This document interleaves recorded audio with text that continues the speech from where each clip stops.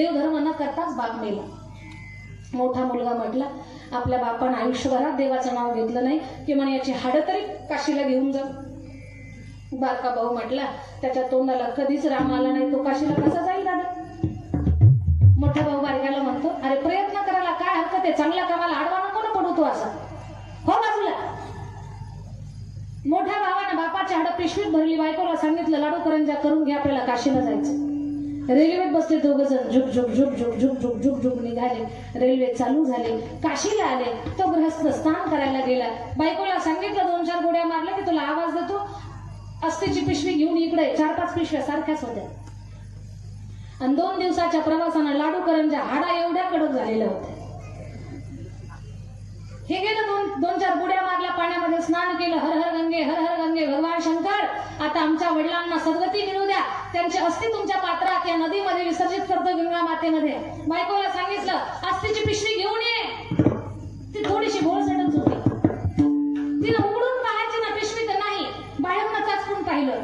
त्या लाडू करंजा हाडा एवढ्या कडक लागल्या. टुकन उचललं पिशवी दिली मालकाच्या. त्यानं उघडून पाहिलं नाही, आतमध्ये करंजा आहेत का हाडं आहेत. सोडली पाण्यात. बाबा तुमचं जय हो, आता तुमचं कल्याण असो. निघाला बाहेर. म्हातारं कसलं गेलं गंगेत, काठावर बसलेलं होतं. दोघं रेल्वेत बसले, झुक झुक झुक झुक करत गावाकडे आले. बारका भाऊ दारातच होता. बारका भाऊ म्हणतो दादा म्हातारं गेलं का. मोठा म्हटला पठ्ठ्यानं हाताला सोडलं पाण्यात. दादा ते जाऊ शकत नाही कारण त्याचं कसलंच पुण्य नव्हतं. बारक्या तो असंच म्हटलं होतं जाताना, नाही मला तुझ्या पिशव्या पाहू दे. साऱ्या पिशव्या पाहिल्या तर एका पिशवीत म्हाताऱ्याची हाडं होती.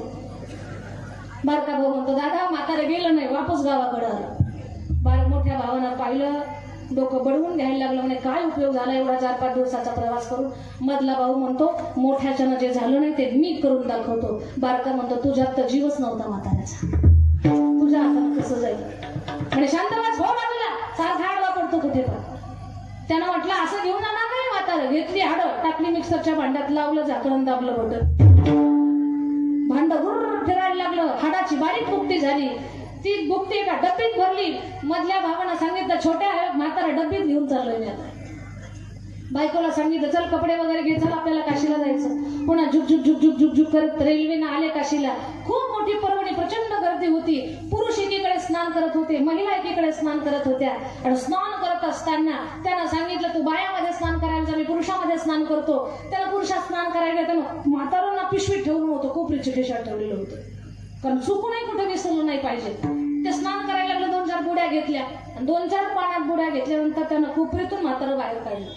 डबीत होतं म्हातारं. आणि असं सोडलं. बाबा आता हा आमचा दुसरा प्रयत्न आहे, काही गावाकडे वापस येऊ नका, तुम्ही तुमचं कल्याण करून घ्या. सोडलं म्हातारं. पाणी उतारायला असं वाहिलं. उतारायला महिला स्नान करत होत्या. नेमकी त्याच्या सुनानं पाण्यात बुडी घेतलेली होती. तिनं अशी वंजळ करून वर यायला, म्हाताऱ्याचं डब्बी हातात यायला एकच. तिच्या हातात डब्बी आली. ती म्हटली, तिने टपकन पकडली. म्हटली बाई गंगा मातेनं मला प्रसाद दिला वाटतं. लगेच तिला पिशवीत म्हातारं घातलं. तिला माहितीच नाही त्याच्यात म्हातारं आहे. तिला वाटलं गंगेने प्रसाद दिला म्हणून ती खुश, याला वाटलं म्हातारं गेलं म्हणून हे खुश. दोघंही खुश. कोणाचंच कोणाला तळाला मिळणार. दोघंही रेल्वेत बसले, झुक झुक झुक झुक करत आले. बारका भाऊ दारातच होता. गेलं का म्हातारं, या पठ्यानं हातानं सोडलं पाण्यात. दादा जाऊ शकत नाही, तुझी कोपरी दाखव, पिशवी दाखव. सगळं साहित्य पाहिलं, म्हातारं सापडलं नाही. का सुनबाईच्या पिशवीत बसलं होतं, कसं सापडलं. मग सगळ्यांना आनंद झाला. ज्यांनी म्हातारं वाटी लावलं त्यांच्या हातानं घरात पूजा, काशीचे ब्राह्मण, गाव जेवण, मोठा खर्च केला. मोठा खर्च जेवायला, पूजापाठ चालू झाला. आणि पूजेला कोण बसलं, ज्यांनी म्हातारं वाटी लावलं ते पूजेला बसले. मंत्रोच्चार चालू झाले ब्राह्मण देवताचे. तेवढ्यामध्ये या बाईच्या डोक्यात काय आलं काय कुणास ठाऊक. ती म्हणते भटजी बुवा थोडं 5 मिनिटं थांबा, मला काशीमध्ये गंगेत एक प्रसाद सापडला, तो घेऊन येते. उठली गेली कपाटाकडं. कपाट उघडलं. कपाटाच्या आवाजानं बारका दीर उभा राहिला. काय झालं वहिनी, पूजा सोडून काय करता इकडं. भाऊजी मला काशीच्या गंगेत डब्बीत प्रसाद सापडला, तो घेऊन चालला. डब्बी म्हटलं की याची पण ट्यूबलाईट पेटली. त्याला वाटलं म्हातारा आलं वाटतं वापस आता. ते म्हटलं वहिनी दाखवा बरं मला कुठे ती डब्बी. पाहिली डब्बी तर त्यात म्हातारं. बारका भाऊ आला. मधल्या भावाजवळ, दादा उठ उठ, पूजेच्या पाटावरनं उठ. अरे झालं काय, उठ. अरे झालं काय, पूजा बंद कर. अरे झालं काय. अरे आपलं म्हातारा काशीला गेलं नाही, वहिनी सोबत पुन्हा गावाकडं. दाखव डब्बी. पाहिली माझ्या ताई दादांनो बोलणं कान देऊ नये का?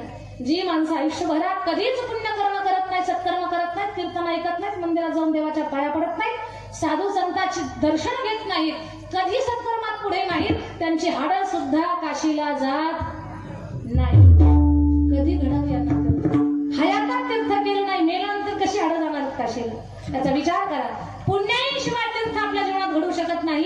पण हे असे दुर्लभ तीर्थ संतांकडे स्वतःहून देवाच्या मागे मागे जातात. मी तो क्या सही बाबा या माझ्या चांगलं बोला, चांगला